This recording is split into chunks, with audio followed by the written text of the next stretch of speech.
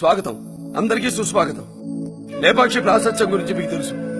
తెలుగుదేల ఎల్ల దేశంబు తెలుగు ఏను తెలుగు వల్ల బుండ తెలుగొక్కండ ఎల్ల నృపులు గోలు వెలుగువే భాషాడి దేశ భాషలందు తెలుగు లెస్స అని తెలుగు భాషను కొనియాడిన శ్రీకృష్ణదేవరాయల వారసుడైన అచ్యుతదేవరాయల కాలంలో ఆయన కోశాధికారైన విరూపಣ್ణ ఇక్కడ వీరభద్ర ఆలయం, పాపనాశేశ్వర ఆలయం కట్టించారు. ఈ అద్భుతమైనటువంటి ప్రాచీనమైనటువంటి ఆలయాన్ని దర్శించుకోవడానికి ప్రతిరోజు ఎంతో మంది వస్తుంటారు.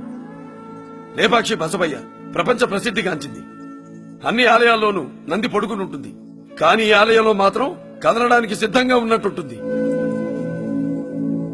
లేపాక్షి ప్రాచుర్యం ప్రపంచ వ్యాప్తంగా ఎంత గొప్పగా ఉందో మీ అందరికీ తెలుసు. దాన్ని ప్రపంచీకరించి టూరిజాన్ని డెవలప్ చేయాలనే సదుద్దేశంతో ఆంధ్రప్రదేశ్ ప్రభుత్వం హిందూపురం నియోజకవర్గంలో హిందూపురానికి 13 కిలోమీటర్ల దూరంలో ఉన్న లేపాక్షి పుణ్యస్థలంలో ఒక అద్భుతమైన ఉత్సవాన్ని ఒక తెలుగు పండుగలా జరుపుకోవడానికి నిర్ణయించుకుంది.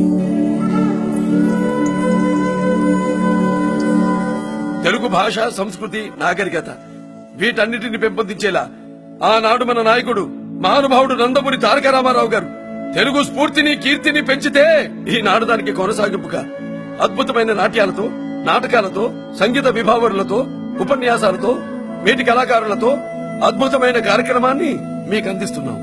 2016 ఫిబ్రవరి 27, 28 తేదీన ఈ 2 రోజుల పాటు జరిగే పండుగలో మీరంతా పాల్గొని ఈ లేపాక్షి ఉత్సవాన్ని విజయవంతం చేయాలని కోరుకుంటూ మీ నందమూరి బాలకృష్ణ.